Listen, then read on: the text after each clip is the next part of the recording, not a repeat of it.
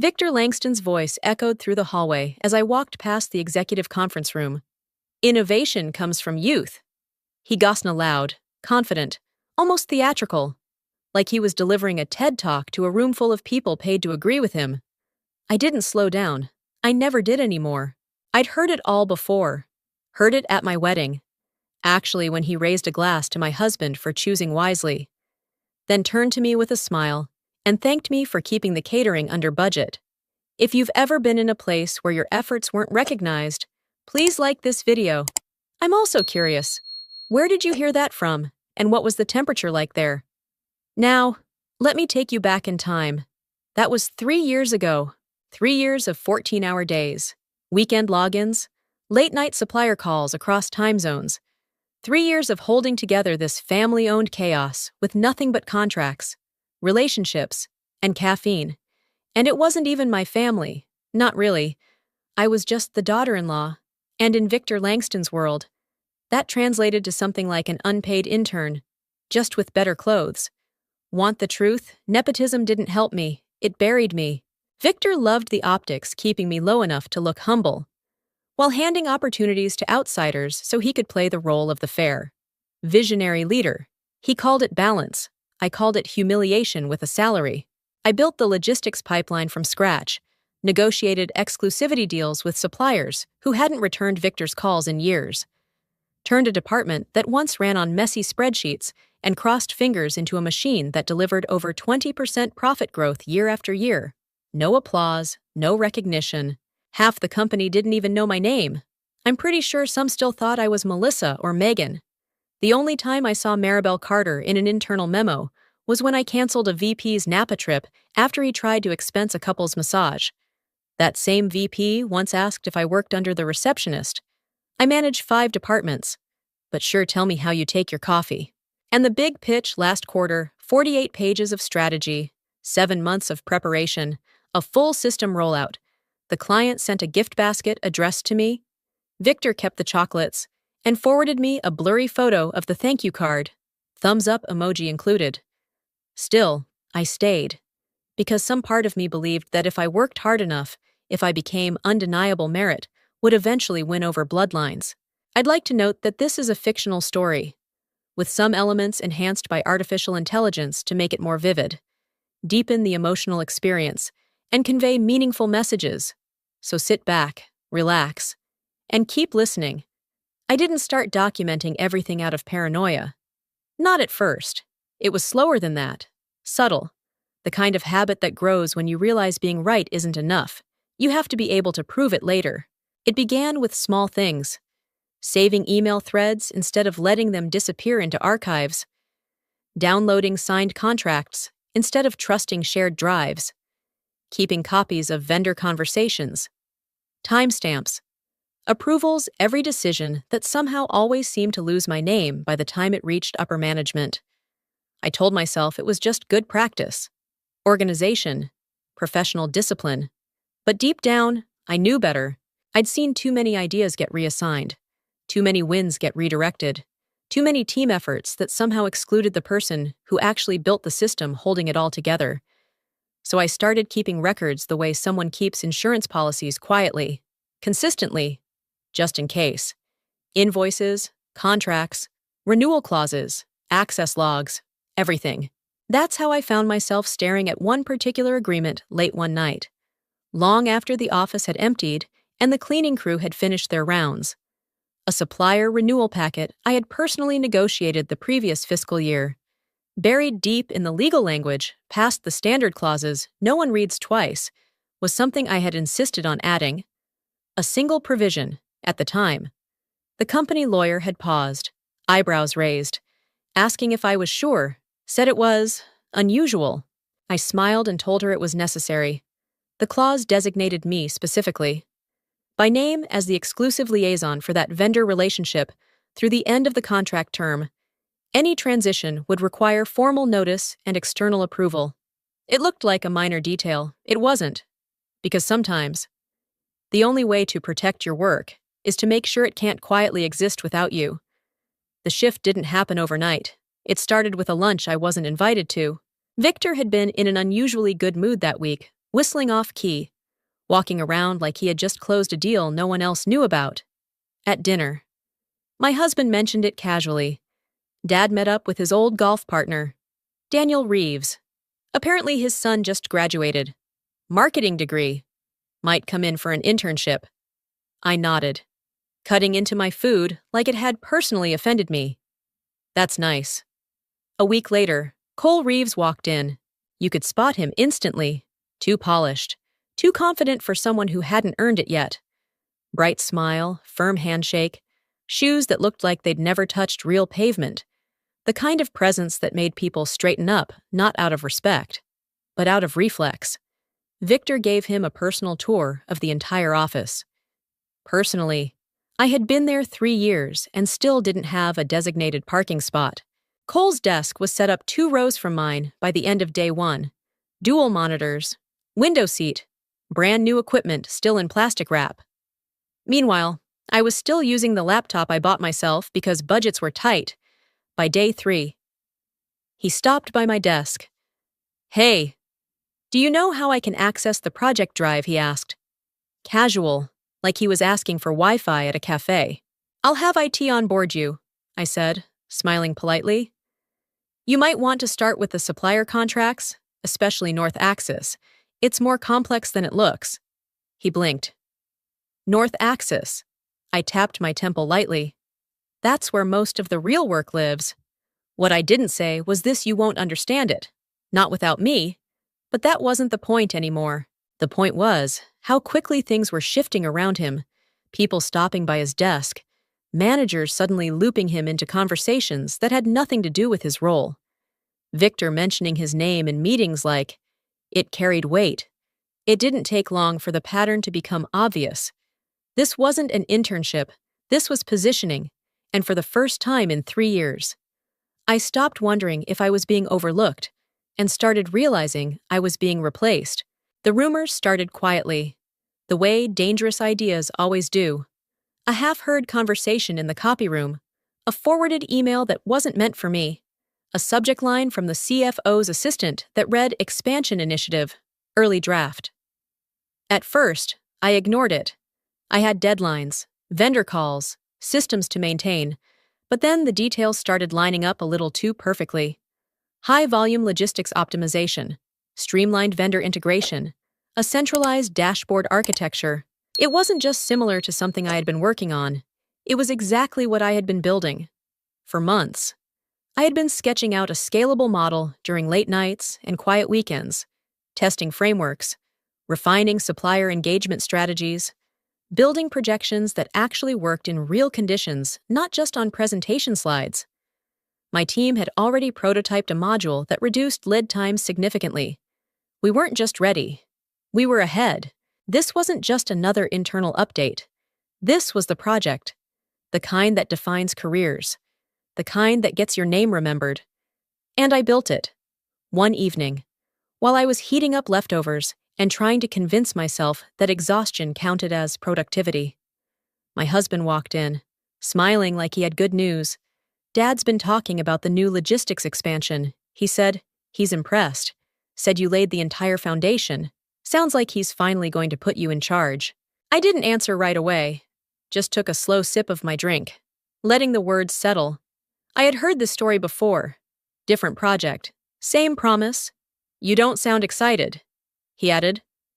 I am, I said carefully. I'm just waiting. Because hope, at that point, felt less like optimism and more like a trap I kept walking into willingly.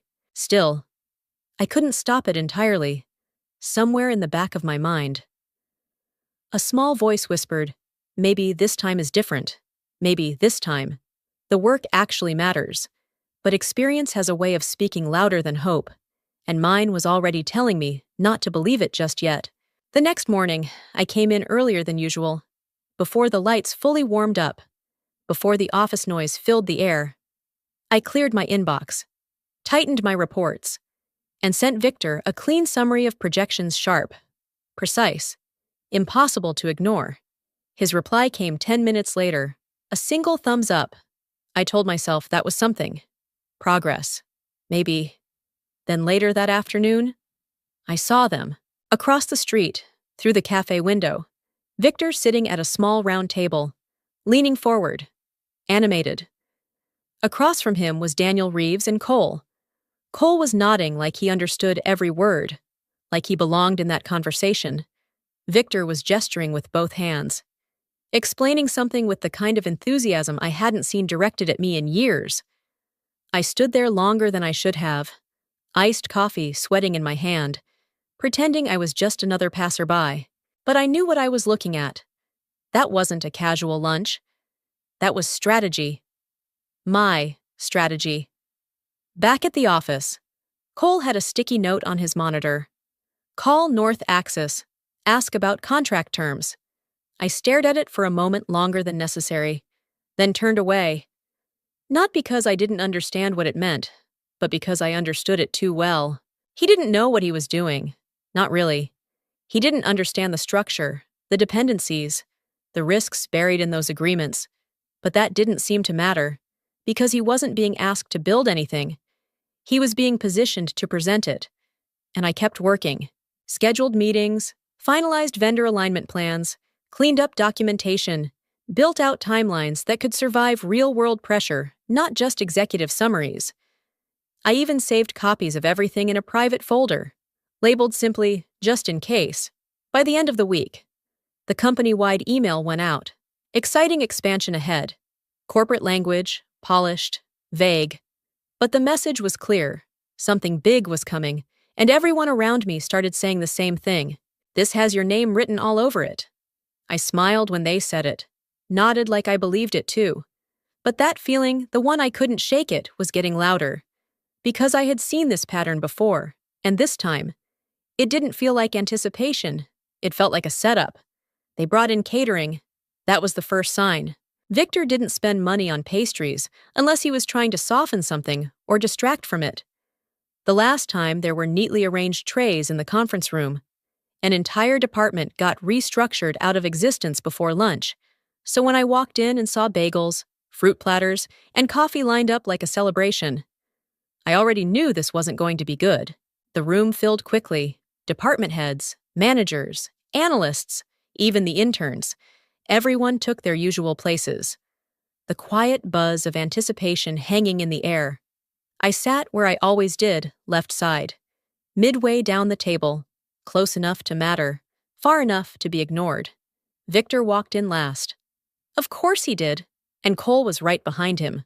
Blazer slightly stiff, posture a little too rehearsed, carrying a laptop like it was a prop. I noticed the small details, the nervous shift in his stance, the way he kept glancing at Victor for cues. Victor didn't look at me, not once. Team, he began, smiling that polished, practiced smile. As you all know, we're entering an exciting new phase of growth. The screen behind him lit up. Project Elevate, my project. He talked about vision, innovation, fresh perspectives. Every word carefully chosen to sound impressive while saying nothing real. And then he paused, just long enough to make sure everyone was paying attention. That's why I'm thrilled to announce, there it was, that Cole Reeves will be leading Project Elevate as our interim strategic innovation lead. Silence, not the comfortable kind, the kind that pulls the air out of a room, the kind where people stop breathing for a second because their brains are trying to catch up with what they just heard. Cole stood up awkwardly, said something about being honored, about learning, about leading. I clapped. 3 soft, polite claps, just enough to signal I understood the performance. The rest of the room followed, unsure, hesitant. Victor still didn't say my name, not once, not when he described the foundation of the project, not when he talked about the systems already in place, not even a passing acknowledgement. 3 years of work, erased in under 30 seconds. And in that moment, sitting there with a smile still on my face, I realized something very clearly. This wasn't a misunderstanding. This was intentional. If you think the CEO was right to give the project to someone with less experience simply because they wanted a fresh perspective, you can comment in support. But if you believe that years of hard work being ignored is unfair, don't stay silent. Right, I disagree. Sometimes, The quietest voices in the room contained the biggest truths. I didn't react the way they probably expected. No confrontation, no dramatic exit. I just walked back to my desk, opened my inbox, and kept working like nothing had happened. Because sometimes, the strongest move isn't noise, it's silence. 2 hours later, Cole showed up. He was holding a printed contract, slightly crumpled at the edges. "Hey, Maribel, quick question," he said, forcing a smile. "This North Axis agreement, do you have the original file? I'm not totally clear on the renewal terms." I looked at him for a moment. Not with anger, not even frustration, just clarity. "That's not my responsibility anymore," I said calmly. He blinked, confused, like the script had suddenly changed and no one told him. I stood up and walked away before he could ask anything else. Victor's office door was half open when I got there. He was on the phone, talking in that polished tone he used when he wanted to sound in control. I didn't wait. I stepped inside, placed the envelope on his desk, and waited. He finished the call, glanced at me, then at the paper. "What's this, my resignation?" I said, 2 weeks' notice. The shift in his expression was almost immediate. Surprise first, then irritation. "You're being emotional," he said. "No," I replied evenly. "I'm being precise." He leaned back, studying me like he was trying to figure out what he had missed. "I'll transition everything properly," I continued, "though some areas may require legal clearance, especially vendor contracts." His eyes narrowed slightly. That was the moment he realized. This wasn't just me leaving. I didn't make a scene on my last day. No farewell email, no speeches. I packed my things the same way I had worked for 3 years quietly, methodically, leaving everything in order, except the parts that couldn't exist without me. Folders were labeled, notes were clean, timelines were documented, but certain files remained just out of reach, locked behind processes no one had ever bothered to understand. Before I walked out, I sent one final email, not to Victor, not to the company, to North Axis. Subject line, Notice of Liaison Transition, Clause Activation, short, professional, binding. By the time I stepped into the elevator, it was already in motion. The first crack showed up 2 days later. A former colleague forwarded me a message. Procurement couldn't process a shipment. North Axis had declined the request, unauthorized contact. By the end of the week, it escalated, orders delayed, approvals stuck, vendor responses slowing to a crawl. What used to take hours was now taking days. Cole tried to fix it. Of course he did. He started emailing every contact he could find, copying half the company, asking for updates he didn't understand. Most of those emails went unanswered. The few replies he got all said the same thing in different words per contract terms. "We cannot proceed." Then came the internal chaos. Meetings stacked on meetings, finance questioning numbers that no longer added up, operations scrambling to explain delays they couldn't control. The system wasn't broken. It was functioning exactly as designed. It just wasn't designed to run without me. I heard Cole had started forwarding requests with "please advise" in the subject line, that he was trying to rebuild workflows from scratch while still pretending everything was under control. But control was already gone. And for the first time in 3 years, I wasn't the one holding everything together. The refusals didn't stop with North Axis. Within days, other vendors started pushing back too. Fulcrum Dynamics flagged a clause buried deep in their agreement, one that waived penalty fees only under my direct oversight, without me attached to the implementation. Those protections disappeared. Costs spiked almost overnight. Budgets that once looked efficient suddenly made no sense. Timelines slipped, deadlines were missed, and the more they tried to fix it, the worse it became. Project Elevate, the same project they had celebrated with catered pastries, was bleeding before it even launched. I didn't need insider access to know what was happening. The updates found me anyway. Screenshots, messages, frantic voice notes from people still inside, trying to make sense of a system that had quietly depended on one person they had overlooked. Then came the client calls. One of the project partners asked about licensing rights during a meeting. Cole hesitated, tried to answer, failed. The silence that followed was louder than anything he could have said, because for the first time, it wasn't just internal confusion. Clients were starting to notice. Questions turned into doubts. Doubts turned into hesitation. And hesitation, in business, is just a slower version of walking away. Victor tried to contain it, blamed suppliers, blamed legal, blamed growing pains. But panic doesn't hide well. Not when numbers start slipping, not when calls go unanswered, not when the people who used to trust you begin asking for reassurance you can't give. I heard he had started calling emergency meetings, that his tone had changed from confident to controlled, from controlled to defensive, because this wasn't a small disruption. This was structural, the kind of failure that doesn't explode all at once, but spreads quietly until everything starts coming apart. I didn't rush into anything after I left. I took a week to breathe, to reset, and then I registered my consulting firm. The first call came faster than I expected. Then another, and another. Clients didn't ask about the company. They asked about me, within a month. I was working directly with partners I used to manage under Victor's name. Only now, the contracts had mine on them. Clean, independent, final. One of the largest clients accounting for a significant portion of Hale and Rowe's revenue terminated their agreement, not abruptly, professionally, quietly, and signed with me instead. That's when the numbers started collapsing for real. Revenue dipped, projects stalled, confidence cracked. Then Victor called, not as a CEO, not as family, as someone who needed help. His voice was different, measured, careful. He asked if I'd consider coming back, just temporarily, to stabilize things. I let him finish.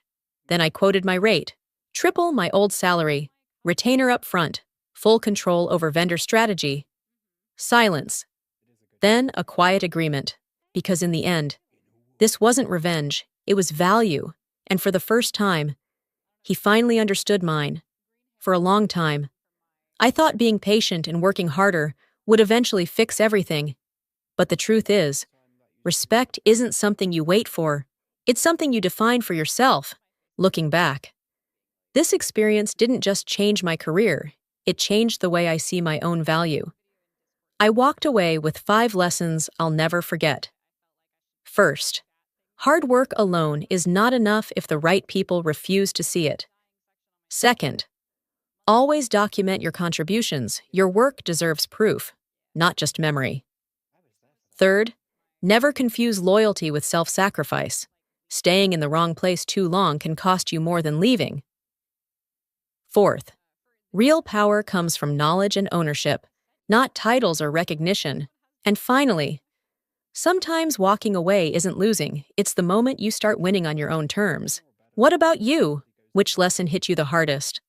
I'd really love to hear your thoughts. Share it in the comments, because your perspective might be exactly what someone else in this community needs to hear. If you enjoyed this story, don't forget to like, share, and subscribe. It helps the channel grow and lets us keep bringing you more meaningful and engaging stories like this.